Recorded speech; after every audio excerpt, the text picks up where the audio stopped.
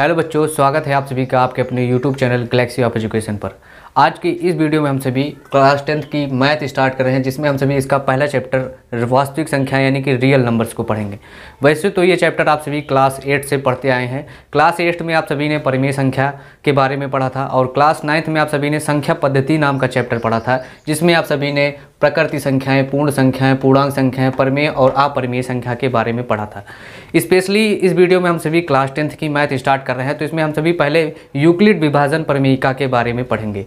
तो यूक्लिड विभाजन प्रमेयिका स्टार्ट करने के लिए सबसे पहले हमने जो क्लास 9th में पढ़ा है उसमें जो भी मोस्ट इंपॉर्टेंट टॉपिक है आपके इस चैप्टर के लिए क्लास 10th के, तो उसको हम सभी सबसे पहले आपने जो क्लास 9th के संख्या पद्धति वाले चैप्टर में पढ़ा था, प्रकृति संख्याएं, पूर्ण संख्याएं, पूर्णांक संख्याएं, परिमेय और अपरिमेय संख्याएं।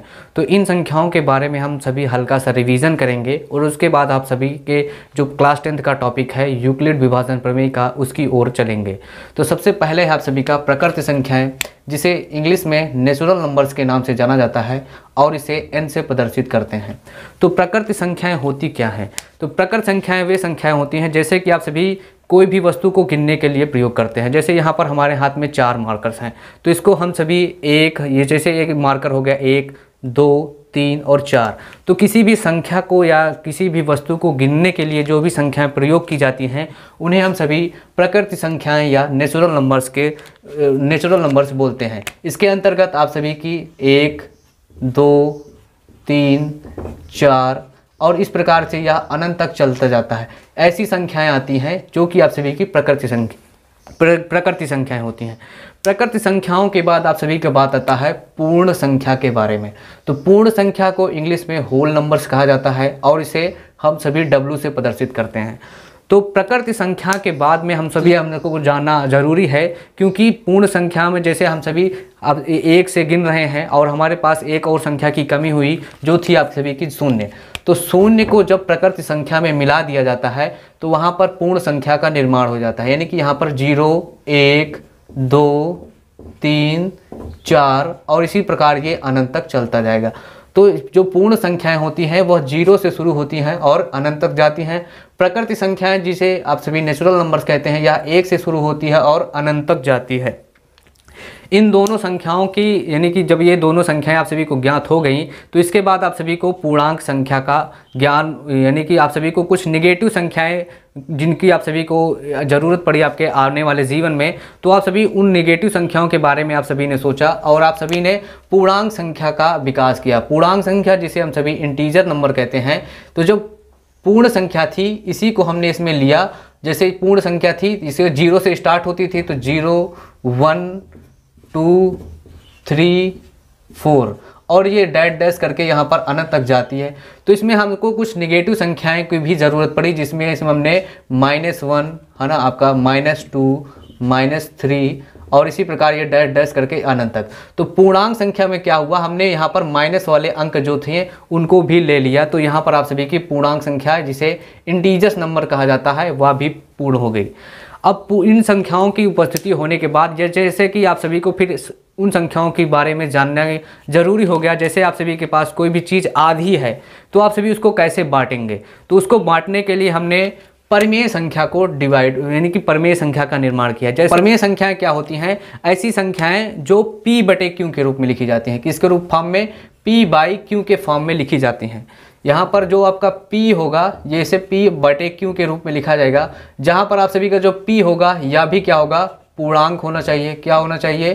पूर्णांक होना चाहिए। और जो आपका Q है या भी इसमें सभी पूर्णांक आते हैं, इसके अंतर्गत भी सभी पूर्णांक, इसको आप सभी लिख सकते हैं। इसमें सभी पूर्णांक आएंगे और 0 के अलावा आएंगे। किसके? 0 को इसमें नहीं लिया जाता है। तो 0 के अलावा सभी पूर्णांक यहाँ पर भी आएंगे और इसमें भी सभी पूर्णांकों को लिख सकते हैं हम सभी। इसमें सभी पूर्णांक आएंगे, सभी पूर्णांक। तो जो ऐसी संख्या है जिसे हम सभी P/Q के रूप में लिखते हैं और इसमें जो P होगा वह भी पूर्णांक होगा, Q होगा वह भी पूर्णांक होगा। स्पेशली आप सभी को 0 को छोड़ देना है। तो 0 को हटाकर जो भी पूर्ण संख्याएं बचेंगी उसको आप सभी P/Q के फॉर्म में लिखेंगे, तो वहाँ पर परिमेय संख्या का निर्माण होगा। जैसे यहाँ पर 4 है और 4 में बटे 1 ले लिया, तो ये यानी कि ये आप सभी की एक परिमेय संख्या है।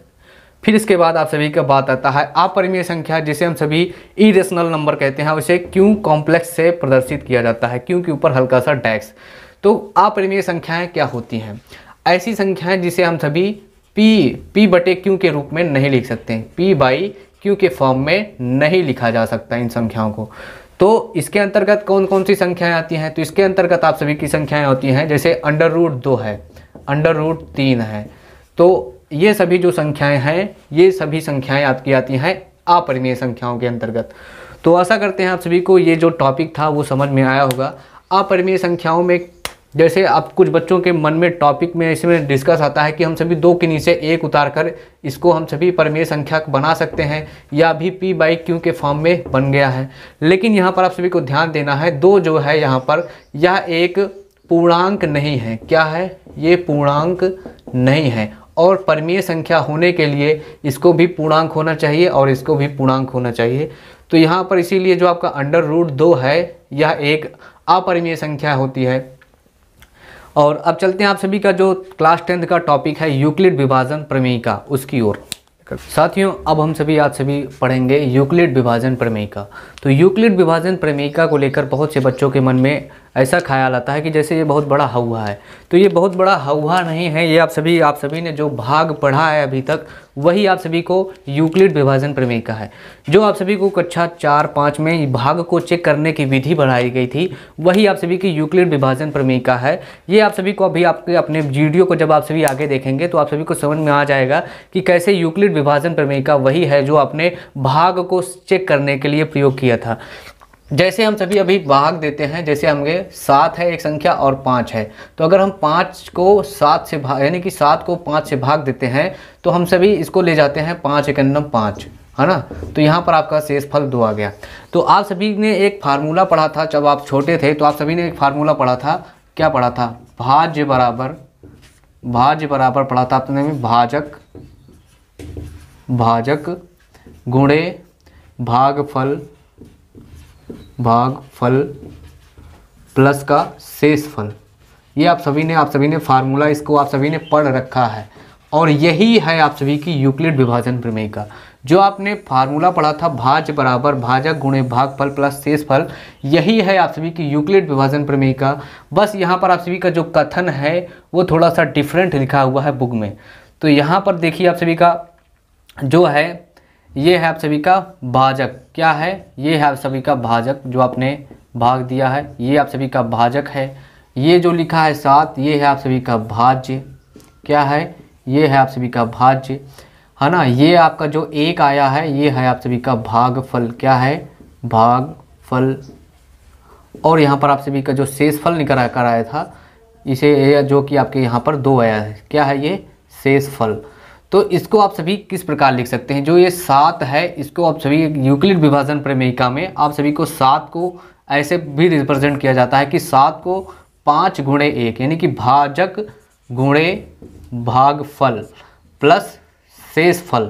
जब आप सभी शेषफल करेंगे तो यहाँ पर आप सभी देख सकते हैं 7 बराबर आएगा 5 × 9 = 5 प्लस 2, यानी कि ये भी 7 बराबर 7, यही आ जाएगा। और यही आप सभी का यूक्लिड विभाजन प्रमेयिका में आप सभी को यही उपयोग करना है ना। तो यहाँ पर जो आपका यूक्लिड विभाजन प्रमेयिका है, वहाँ पर आप सभी का जो भाज्य है इसे आप सभी a से प्रेजेंट किया गया है। किससे? a से, है ना। और भाजक को यहाँ पर b से प्रेजेंट किया गया है। किससे प्रेजेंट किया गया है? b से। भागफल को इन्होंने q से प्रेजेंट कर दिया है। किससे? q से प्रेजेंट कर दिया है। और शेषफल को इन्होंने r से प्रेजेंट कर दिया है। तो इन्होंने एक फार्मूला बनाया जिसे आपने भी ने यूक्लिड विभाजन प्रमेयिका कहते हैं, a बराबर BQ प्लस का r, है ना। तो ये जो फार्मूला इन्होंने बनाया था वो इसी फार्मूले का यहाँ पर कन्वर्ट कर दिया गया है। तो यही आप सभी की यूक्लिड विभाजन प्रमेयिका है, जहाँ पर जो आपका r है। तो आप सभी साथियों, अगर आप सभी को भाग देना आता होगा तो जो भाग में आपका शेषफल आता है वो हमेशा आपका जो भाजक है उससे छोटा आता है। जो आपका शेषफल होगा वो हमेशा भाजक से छोटा होगा। तो इसी के आधार पर इन्होंने एक यहाँ पर नोटेशन डाल दी कि जो आप सभी का r होगा वह हमेशा 0 से क्या होगा? 0 से यहाँ पर 0 के बराबर या उससे बड़ा होगा। 0 के बराबर या उससे बड़ा होगा। और हमेशा जो आपका जो भाजक होगा यानी कि जो भाज्य होगा, भाज्य से हमेशा छोटा होगा। तो यही है आप सभी के यूक्लिड विभाजन प्रमेय